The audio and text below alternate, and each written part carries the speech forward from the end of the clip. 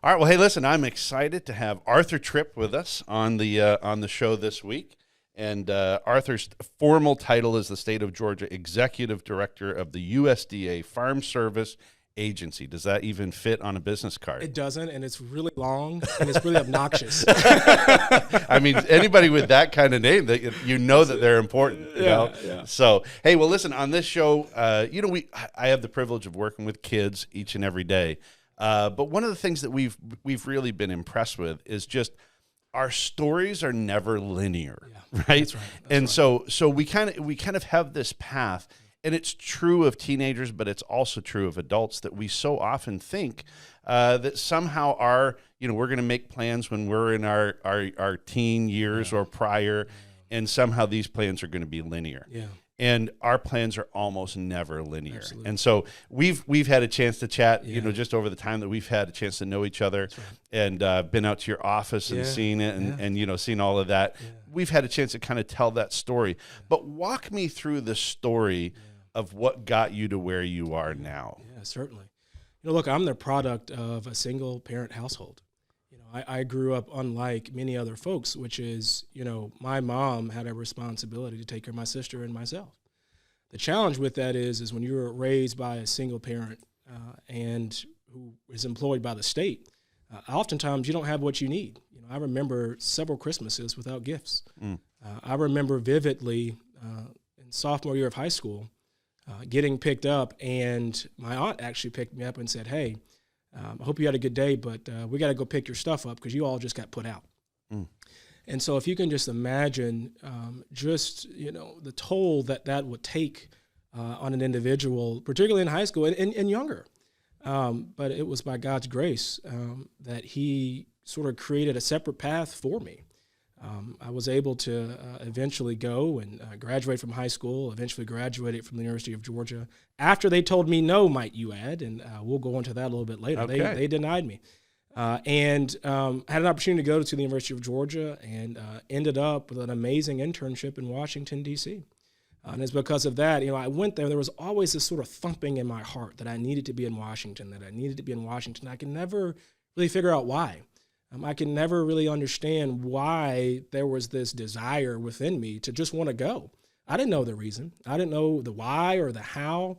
From what age? Like what age? What age? It started early. I mean, it started early. I could go back to 8th and 9th grade. Did that come from a visit to Washington? Never had gone to Washington before in my life. You'd see it on TV. I sort of like politics. My first elected office was 8th grade homeroom representative. And so I just took a stab at it. But the thing for me about politics and policy was because of the way that I was raised, I knew that there had to be a way to help other people. I feel like I was the product of an opportunity where, if this service was more like this or more like that, if we could tinker with it a little bit, we could help more people. And so that sort of created this burning desire within me. Why are things the way they are?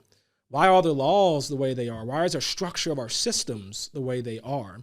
And so I wanted to find a way to tinker with it and help more people, because I felt like if we had more of an opportunity, if our state officials were paid more, who dedicate so many hours, if our teachers are paid more, who give so much to our youth, then perhaps there could be a better tomorrow for a whole host of people.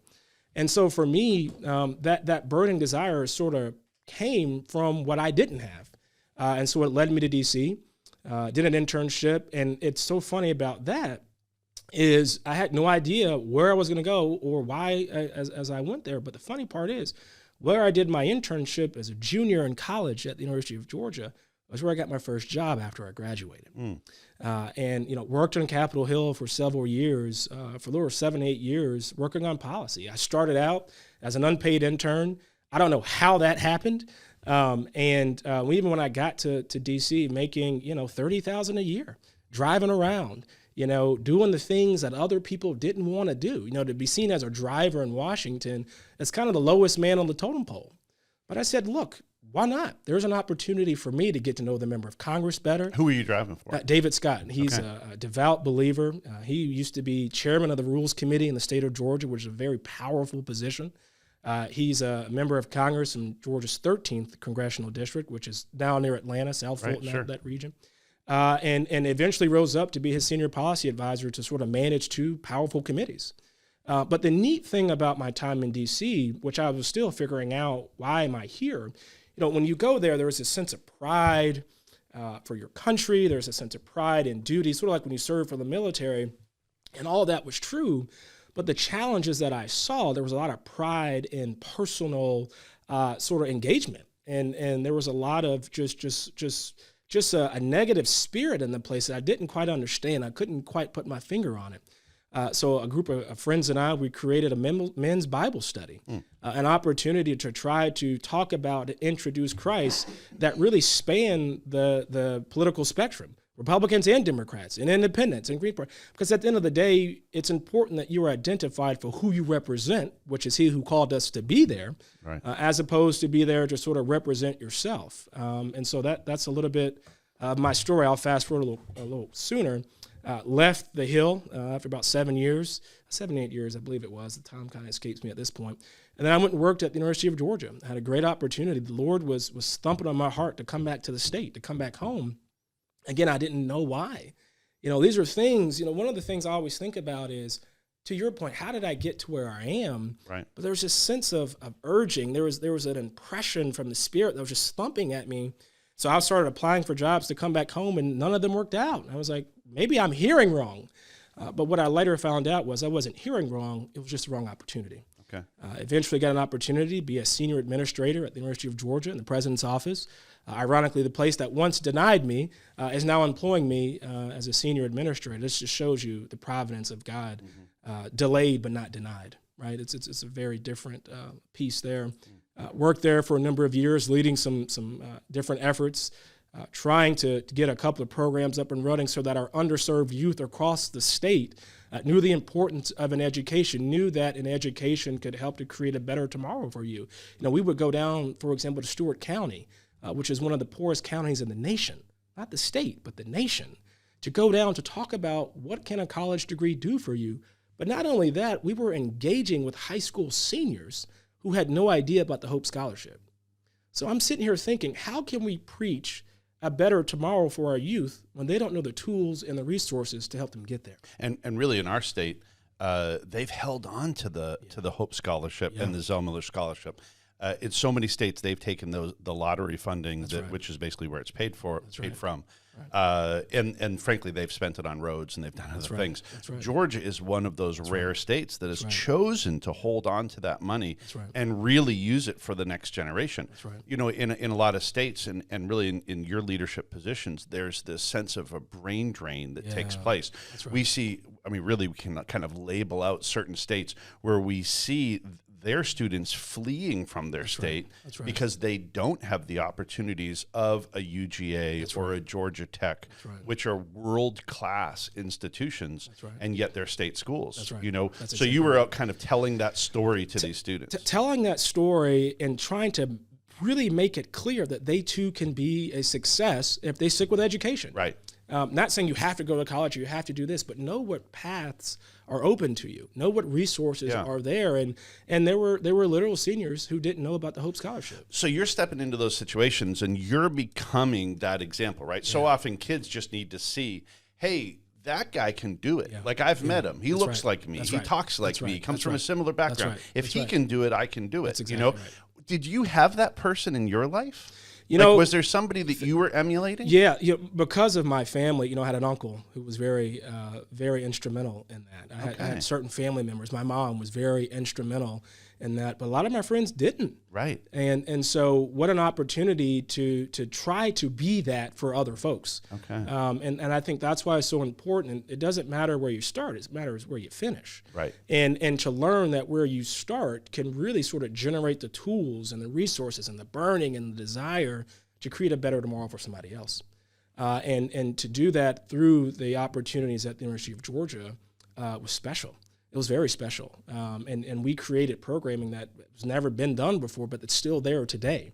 That really, I still really enjoy seeing the videos and the testimonials. And I'll still keep in touch with the students that I would go and recruit when I was at the University of Georgia. And to be a senior administrator out on the road, that very rarely happened because you're doing administrative things. Right. But I think that we've got to sort of reimagine what it is that we're called to do and the spaces that we've been called to be in. I could be in this space and be an administrator and do the paperwork and sort of be around adults all day. But I can also sort of say, you know what, I think there's something else for me here to do. There's another mission for me in this space and in this place. And that was just so important to me. And it's something I do in my current job. I've been called by the President of the United States to lead an agency that invests over $1 billion annually in the state of Georgia. I have employees, over 350 employees in the state, over 66 offices that I manage in the state. And so what an opportunity as well to engage our youth, to engage our young people. In my job, about a third of my staff, they're serve as loan officers. I mean, my agency, the Department of Agriculture's Farm Service Agency, we operate as a bank. So anyone needing loans, access to capital or land or operating costs, that sort of thing, that's what we do. We also do disaster assistance. Say, for example, if a hurricane or high winds or drought, which we experienced this summer, affects our state, we have a lot of dollars that we can help to provide to our farmers, to our producers in the state of Georgia so that they can still produce. Right. One of the things I don't know that folks realize is food security is national security. If we cannot produce food in this country, if we cannot ensure that we can feed our population, we are going to be in trouble.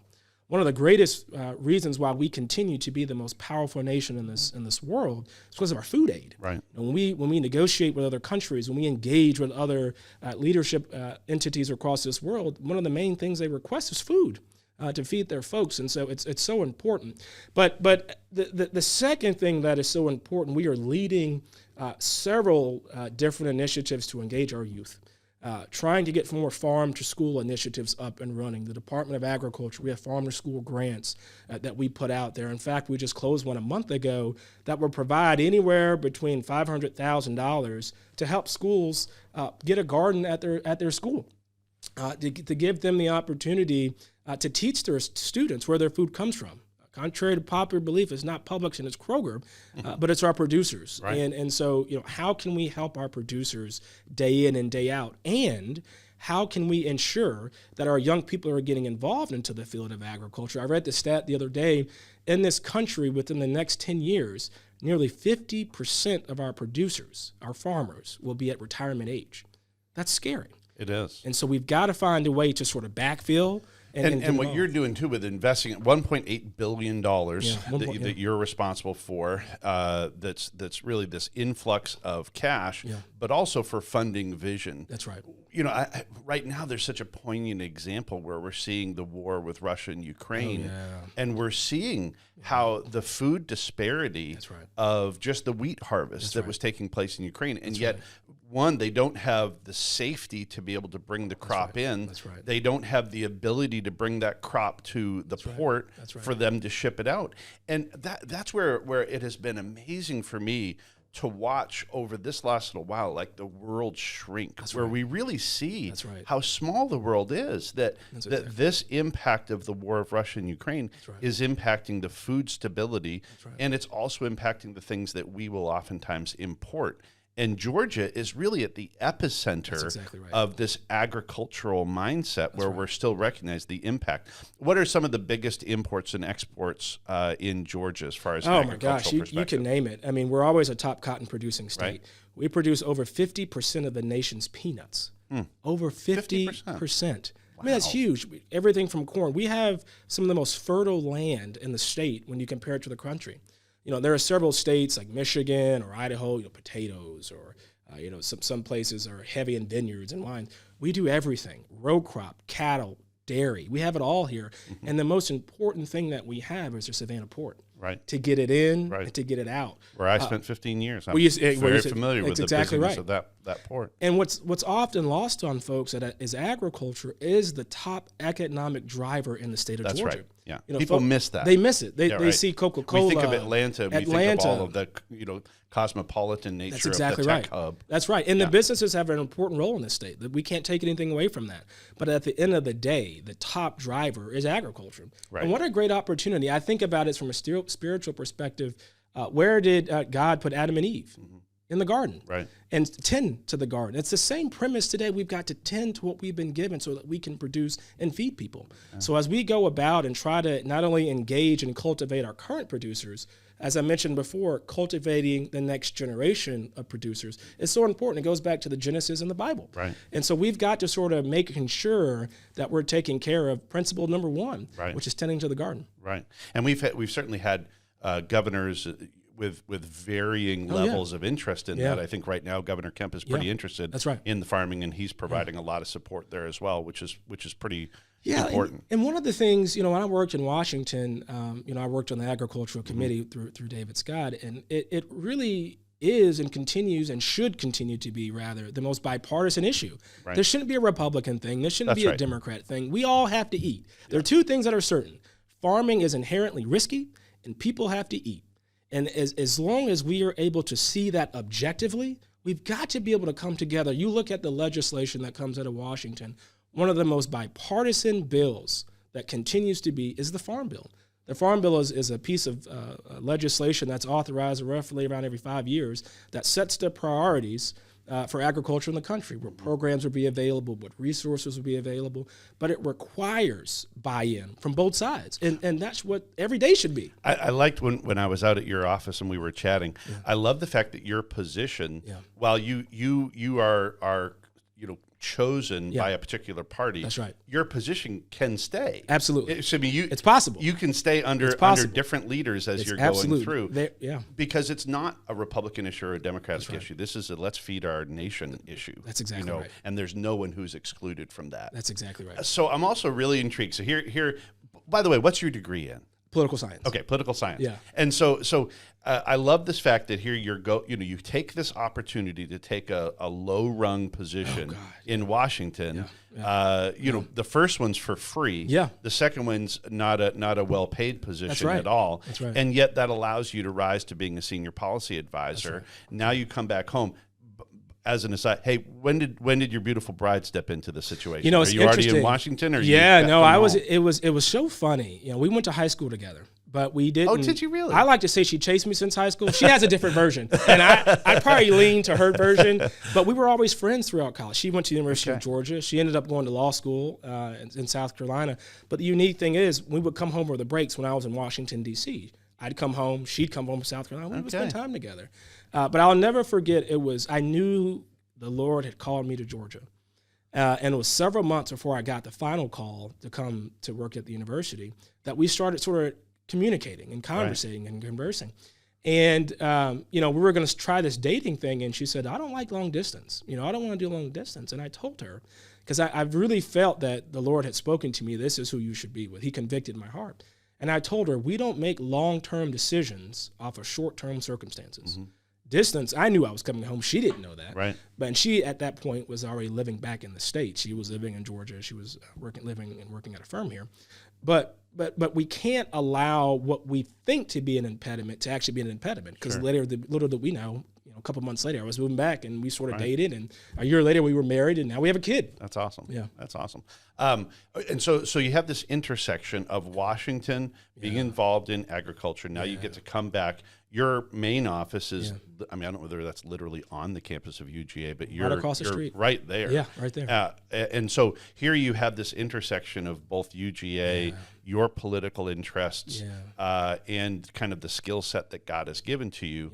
Yeah. And so where do you see that leading in the future? Where do you see that going? That is the big question. Okay. That's something I grapple with because I didn't see myself here. One of the things I tell young people all the time is have a plan, right? You should sort of have a sort of set of events that you want to see play out. But the key is you've got to have some flexibility. Right. If you go through life in sort of this regimented structure, at this age I'm going to do this, at this age I'm going to do that, you're sort of quenching the Holy Spirit a bit. Right. Because he has his own plans. Right. And so for me, I have no idea. One of the things that I had to learn very on is to trust the one who sent me. When I left the University of Georgia, I ran an independent state Senate campaign. People thought I was crazy. I left a senior position, well paid. I had all the luxury. I went to every football game. Georgia football is huge, and I'm a big Georgia football fan. But to have to turn that away at what the Lord was convicting me to do, which is to run this independent campaign for state senate in this region. COVID happened. You know, in the state of Georgia, you have to get over 5,000 signatures. It's hard to get signatures when you can't open the door. Right. So we had to sort of scrap that. And so I was sitting here thinking, God, did I hear you wrong? You know, you led me out here. I know you called me, but did you call me? You know, it's that opportunity where the enemy sort of creeps in and he sort of creates that sense of doubt. Did you really hear? Or did you really do the right thing? And so, you know, there were several months where I was sitting there thinking, maybe I heard wrong. Maybe I did the wrong thing. But what I later found out, it was a testing of my heart. It was a testing of my resolve. It was a testing of my character. Are you going to listen to those around you? Are you going to listen to man? Or are you going to listen to me? Right. And you know, not even a year later, I was called, and now I've been appointed by the president to lead $1 billion agency. Right. And that doesn't happen. Right. That's not coincidence. And right. So one of the things I always lean on is trust the Spirit, not your emotion. Mm-hmm. You know, my emotion was leading me, no, I can't leave this. Right. And not only did I leave, I had to leave within 5 days. Right. You know, I had everything going, and I had a dream, and there's a whole bunch of things that how the Lord spoke to me. And I had to up and leave the comforts of life in 5 days to do a crazy run. So let's kind of go down that lane for a little bit. Sure. So I love the idea that when opportunities come, right, there are some people who live in a season of yes. So I talk about this idea of living in a season of yes, that if God calls us, we are going to do the audacious act of obeying. That's right. Right? That's right. And so but there are so many people who their circumstances guide their path because they allow themselves to rely upon fear. That's right. That fear tends to speak into our lives, and so we don't get to enjoy the blessings of what God has for us because we don't think that He is capable of it. That's exactly you know. right. So I mean, even you kind of jokingly talked about, hey, my first political access is in 8th grade. Running for this thing. At some point in time, you know, the 8th grade Arthur is, you know, deciding whether what were you running for again? Homeroom representative. Homeroom representative. Can you believe it? You know, but I'm sure that even in that setting, there are kids like, oh, you shouldn't do that, or absolutely. you know, who you should, you know, you're not capable of that, and maybe there's somebody else who might look, you know, well, this person's already done this before, and so they look like they should have it, you know. And yet you have to be willing to say yes. You have to be willing to say yes, and in spite of the circumstances. And what I left out was I moved to that middle school in 8th grade, so that was my first year there. Nice. And so oftentimes your calling may not be clear to you. Right. Trust what He is saying to you, though. Right. And so I could have sat there in 8th grade and said, I mean, I only know a couple people here. I've only been here for a couple weeks. Right. You know, I don't really know anybody here. The same thing when I ran for president of my high school, one of the first African-American presidents of Duluth High School. Awesome. I lost sophomore year. I think I ran for president. It doesn't really matter now. But the important thing is that you've got to step out of the boat, particularly if you know He's calling you to, and to differentiate and to discern the difference between emotion and spirit. It's so important. And so when we look at that, so often people are really their circumstances have determined their life in a negative way. Absolutely. What is it that makes someone say, "Hey, I'm gonna risk greatly so that I can succeed greatly," versus, man, my circumstances shape my future. Some people would have come from a single parent home where under your Christmas tree there were no presents a few times, and we're coming from that single parent home where you don't have financial access to some people would take that as this kind of sense of almost victimization to say, hey, I'm done. Where you're instead reacting to say, I'm stepping into the unknown. I'm going to step into my fears. What is it that makes a person get to that spot? I come from, and to your point, my background, I've had nothing before. Right. And so I have nothing to lose. And I think for me, what's so important is, you know, I think about bearing and carrying your own cross. You know, I think about, and oftentimes, even the decisions that I make daily, I literally envision, and we've all seen Passion of the Christ, but I envision Jesus carrying His cross. We've got to bear our own cross daily. Right. And I think that it's important, particularly for believers, you've got to have a sound understanding and relationship and prayer life to be able to buck the status quo. Right.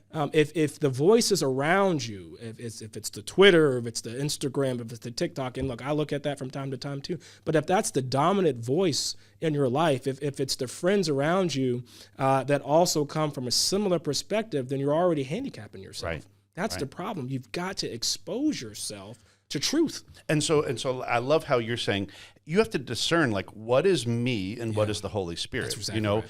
And with all of our lives, you know, I say often that confidence and arrogance, there's a thin line between confidence and arrogance. That's right. For whatever reason, God's made you a confident man. I think so. The Lord made me the same. Yeah. But I have found that my whole life, I've had to measure out the idea of when is this James and this isn't the Lord. You know, and living in a season of yes doesn't mean you say yes to everything. That's exactly living right. in a season of yes is that you're asking for discernment on what are the things that are God ordained. That's exactly right. And then to step into them. You know, I've often said the expression that my courage is borrowed. That my courage is borrowed from a greater God. That's right. You know, That's right. who has That's right. orchestrated my That's right. path and who is going to continue to orchestrate my path. That's right. My key verse is Philippians 2:3, and it says, do nothing out of selfish ambition or vain conceit, right. but in all things consider others before yourself. And my whole reason for that is that I want this courage that is borrowed never to hinder what God wants to do in my life. That's right. That when he calls, we go. That's right. And I love the fact that you can take this young 8th grade Arthur who's stepping into the classroom and saying, I'm going to run for this. And then you take the senior in high school stepping into that role, running for president. And now you're being appointed by the president of the United States to be running, you know, a $1.8 billion department. I mean, that's just a beautiful picture of our courage being borrowed from a great God. Yeah. And I think to your point, it's so easy for outsiders to see that and be like, oh yeah, I can see how that connects to this and it makes sense. I think we've got to understand that the toil and sort of the grit comes in those periods that aren't on the bio, that aren't right. So it's those moments where you are doubting. Right. It's those moments where you've got to ensure your prayer life is sound and consistent, and your worship and sort of whatever you do to have that sound relationship and that wrestling with the Spirit, if you will. You've got to have that as a check on yourself, because it's so easy for folks to just see, oh yeah, you started here, it makes sense. No, there's a lot of up and downs in that process, but embrace that. That's right. Right? And because that's, you know, the world has to be burned off of you. That's something I always think about. I like that. When you go through different things and, you know, when I got denied from the university, when I got denied the first job I applied for, it was some humility that was setting in. Right? And so the world is being burned off. And when you get no's at time, and embrace that. And when you trust the Holy Spirit, you can honestly say this denial was still God's word. It was His word. God's will. It's, you know, and that's all right. That we don't take the negative things shape us. And sometimes God has to place something negative in our world so that we can appreciate when we do receive something. You know. So I love. All right. So take me back to Duluth High School. Is that where we're at? So first African American president of the that's what they tell me. Class. So has that been a challenge? How do you address that idea of color? We live in a world that sees in color. It just does, you know? Well, you know, I see it every day in my role. You know, I'm an African-American man in agriculture in the state of Georgia. You know, there are times people look at me and they're like, what are you doing? Are you sure? Are you here to speak? Are you? Right. But I think that, you know, remembering who called you and who sent you, I don't even indulge in those moments. Right. Because that gets you off track. Those are distractions.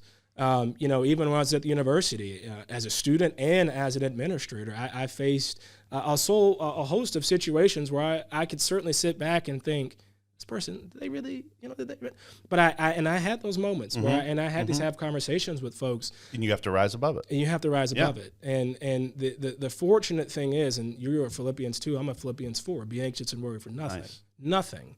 And for me, it's when those distractions come, when those moments come, sort of resorting back to who called me and why am I here? Well, and so like our whole world around us, it's like it's made to find division. That's right. It's like designed to find what separates us rather than what unites us. You know, I love. Let me take you back to Washington when you were talking about the idea of, hey, you're sitting around with a group of guys and you decide to start this Bible study. That's right. You know, and That's there's right. Republicans and there's Democrats and there's black and there's white. That's exactly right.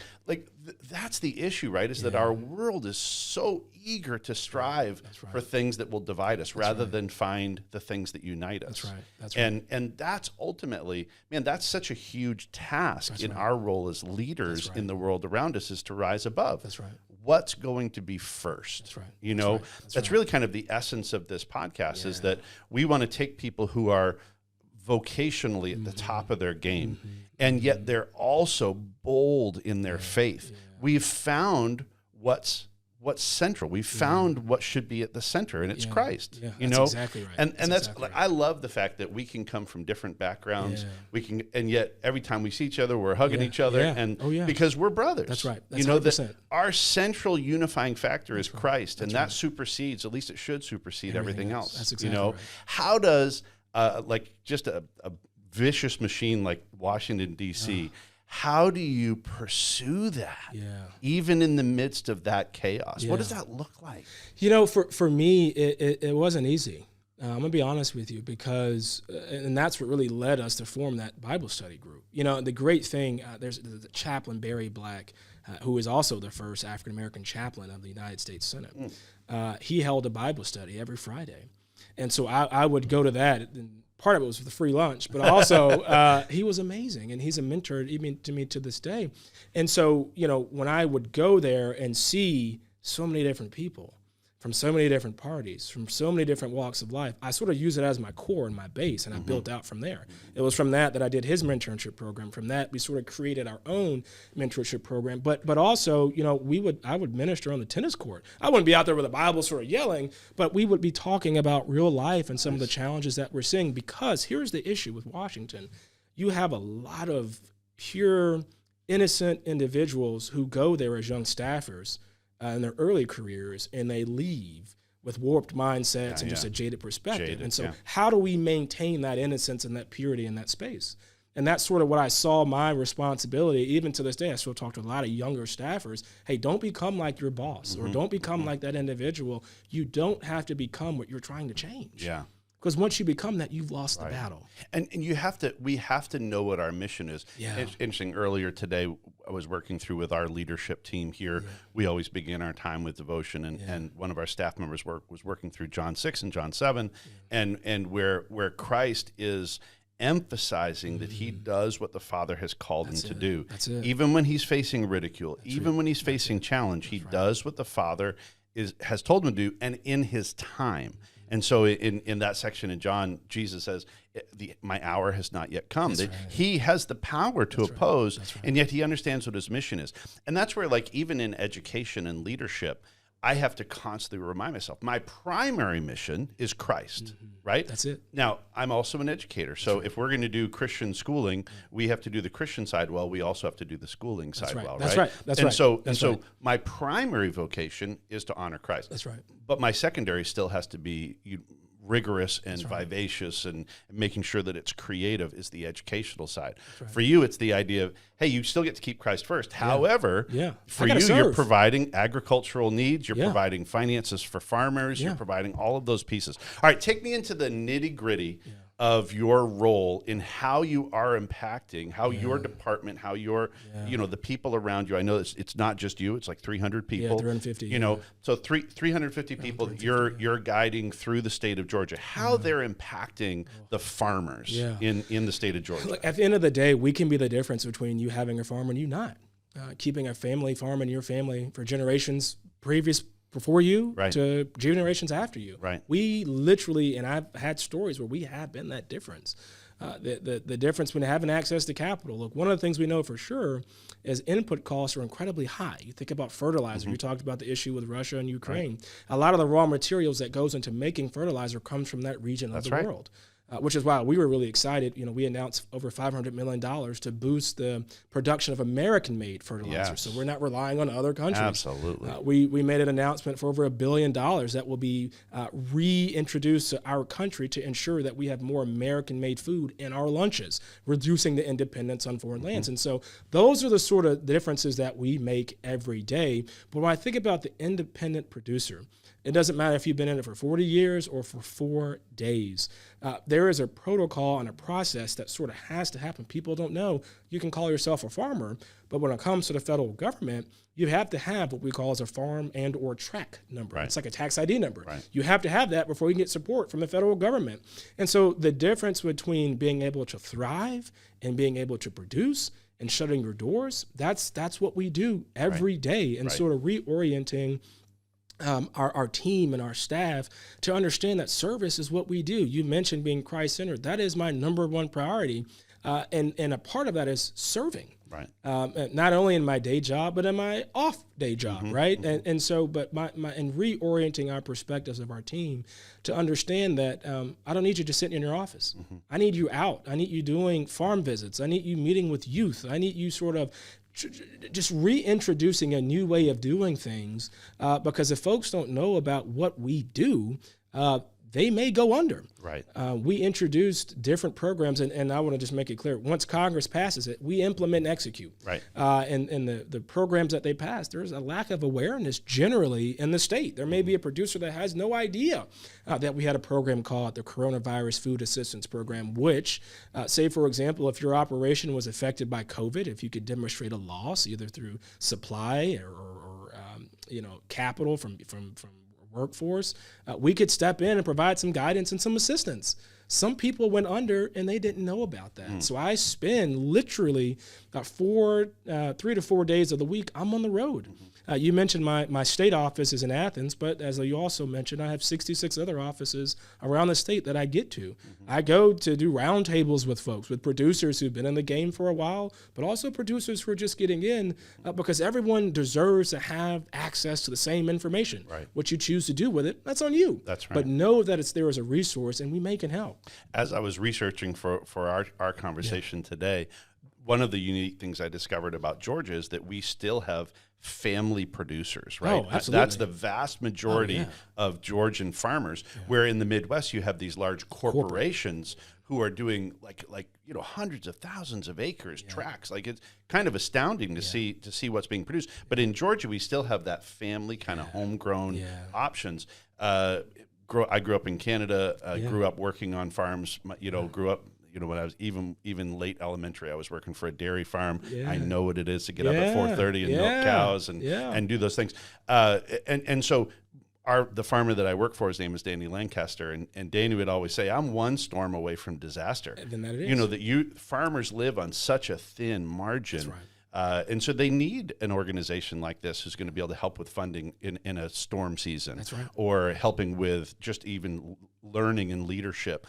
One of the most fascinating pieces that I'm seeing from agriculture is seeing how they're using satellites to map out watering policies and watering provisions so that they're able to actually determine with satellite usage on certain sections of a piece of property that need more water or less water, more fertilizer or less fertilizer. Like, I love that idea that those pieces are being added by this kind of, this national organization who can help farmers. Absolutely. And we've got to redefine what farming is, particularly for our young people and for middle-aged and older adults, because to your point, a lot of folks think of row crops. Right. They don't really unpack that it's also commodities, it's markets, it's technology, precision agriculture. We're growing things on rooftops now. We're growing things on sides of buildings. We're also using some pretty advanced technology where tractors are driving themselves. Right. I mean, and a part of that comes the need for technology, for internet capability, for high-speed internet in rural areas, to make sure that, to your point, the American farmer, the family farmer, can stay in business. That's what we're in the business of, keeping you in business, trying to be helpful where we can. Some things we can't do, right? But there's some things we can, and it's our job to make sure that all the resources are available to you so that you can produce, so that your family can make a living, so that your community can thrive. That's what it's all about.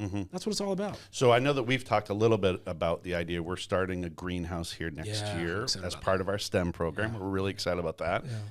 The teacher who's going to be leading that, she's a brilliant lady and just has such passion for this. When we look at the idea of developing the next generation, you've had some guys, men and women, step into your life and help you with guidance. Tell us a little bit about about the idea of what these youth programs look like and how you're developing this next generation. So glad you asked. And, in October, we held our first event, Advancing Agriculture, under the guise of our Urban Ag Initiative, where we were able to reach over 1,700 kids in 1 week in the metro Atlanta region. And what we did, which is something similar that my son got the opportunity to experience here at Hebron, we brought the agriculture experience to them. Cool.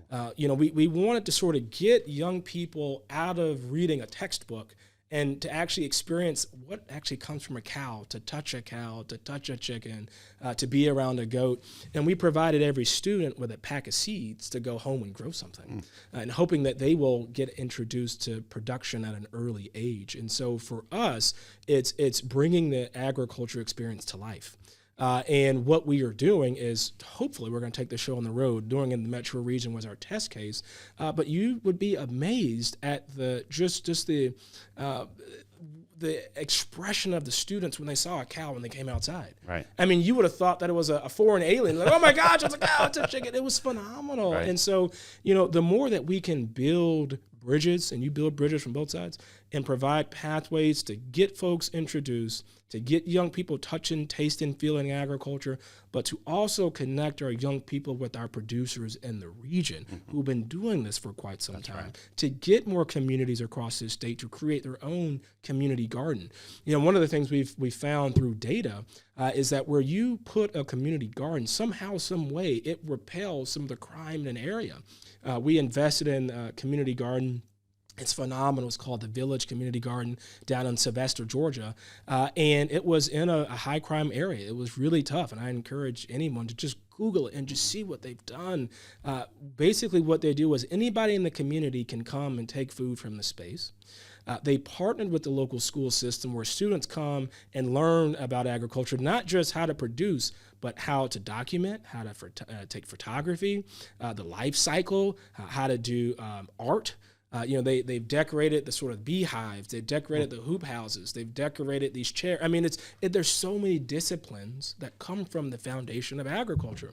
We're going to launch an initiative. Hopefully, our goal is in Savannah. We're in talks with the leadership there that if we can bring this initiative of a large community-style garden there, the mayor said, look, we have the space. If you can bring in the expertise, Savannah's a culinary, it's a foodie city. And he said, look, we'll bring in our culinary experts to teach families how to cook the meals that they're growing. And so for us, again, agriculture is at the genesis. It's at the foundation. And so if we can have more people eating healthy foods, and it creates a sense of ownership to see, that plant go from seed to table. And to have some ownership for our youth and for our community to just have buy-in, it can do wonders for communities, and that's what we're launching across the state. And I love hearing that agriculture can still be a vocation for the next generation. Absolutely. That was a story that wasn't being told for a long time, which is honestly why we became, frankly, reliant upon so many other countries for a lot of our chief sustaining elements that we're, and we have to take that back. We have to be self-reliant as a nation in regard to that. All right, so hey, we've covered a bunch of things over our podcast.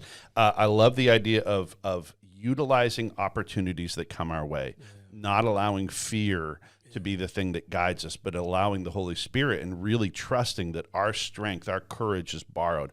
I love your statement on opportunity. Go. And to your point, and I saw this somewhere recently, fear, F-E-A-R, false evidence appearing real. Huh. And I unpack that daily because and one of the things I pray daily, Lord, is what am I living as truth that is false? So often the devil, the enemy, sets up these pretenses of a falsehood that we're living out assumptions, what people think about us, what's going to happen next, the worst of the worst. And I pray, God, help me to tear down what I'm living as truth that is false. And we have to live that. And that's really the second part of opportunity is that when we have received opportunity, we owe it to get to invest back. That's right. And frankly, that's why I love this idea of this youth program is that you're investing back into the kids, into this next generation. That's obviously the heart of my life is investing into this next generation. We talked a lot about the idea of circumstances, not allowing our circumstances to guide our futures, but really letting those things be guided by who Christ is. We talked about our idea of unity in Christ being primary, and everything else is secondary and tertiary. That's that right. we've got to make sure that unity in Christ is there. How about any other big leadership lessons that you have learned and that you strive to pass on to the folks around you, whether that's young people or just colleagues? You know, I've had to, and I'm still trying to live this out daily, but not assuming anything. You know, when I go and get gas, or I go get a meal, or I sit down with a group of staff members or producers, and people may be sitting there looking at you like this, or maybe a little grumpy. You don't know what people are going through. Yeah, you don't. Yeah, and to sort of take down this prideful narrative where you're looking at me that only because I'm black. That may be true, but it also may not be true. Right. Or you're looking at me that way, because tearing down that and say, you know what? This is not about me. That's right. You know, maybe the Lord designed for me to come and get gas at this time to shoot you a smile that could change your life. That's right. You don't know. And so I think not assuming anything, particularly with engagement with people, it always, it amazes me how we are the most advanced creatures on this planet that can communicate, but there's so much miscommunication in our daily engagements with folks. Yeah. And so trying to just whittle that down. Just being nice to just people. Be nice. I mean, just be nice. Life is short. Put a smile on your face. Put a smile. Like, yeah. You know, I at church this weekend, I love this. They say eternity is just a breath away. Yeah. And what that means is it just describes how short life is. That's right. And we're not. Do we live that way? Yeah. Do we live that way? And I really do believe that if we went through our daily sort of grind, not expecting to leave here today, but understanding that tomorrow's not promised, would we love deeper? Mm-hmm. Would we be more patient? Would we be more kind? Would we be more considerate? Right. And so I think if we live with the end in mind, not from a doom and gloom, but just from a, maybe I don't need to store up all these treasures for forever. It's not what this is about. Right. Yeah. We are vessels. We're here before a mere season, for a blip on the radar, and sort of living that out daily. I think it would free us up to be less tangled with the false narratives of you've got to be so bound by what other people think. Right. You've got to be so bound by the pressures of life that if the worst of the worst happens, this is going to be your forever, and that's not true. Having a positive outlook, but that positive outlook being framed by humility. Yes. That should be our approach to it. Therefore, we're nice to the lady who might be having a bad day at the Walmart checkout. Yeah. We're kind to that person. Why wouldn't you be? You don't know what they're going through. So, I love that. Yeah. So, man, listen, we've talked about a ton of lessons in on the show here today. Yeah. And I really, I just love the idea of building into this next generation of really learning. Yeah. I'm going to be super eager, and I know I mentioned to you this before, but I'm just going to be super eager to follow your career and to see what God has for you. You've got a beautiful wife, a wonderful son who I have the privilege of working with here at the school, and love what God's doing in your world. Continue to live in that season of yes. Continue to live in that idea where you're just humbly stepping through the next door and allowing God to work. Man, it's such a blessing to know you, call you friend. Thank you. And it's great to be able to have you on the show. We appreciate you being here today, Arthur. Thank you for having me. Really, really appreciate it. Thank you so much. Appreciate it.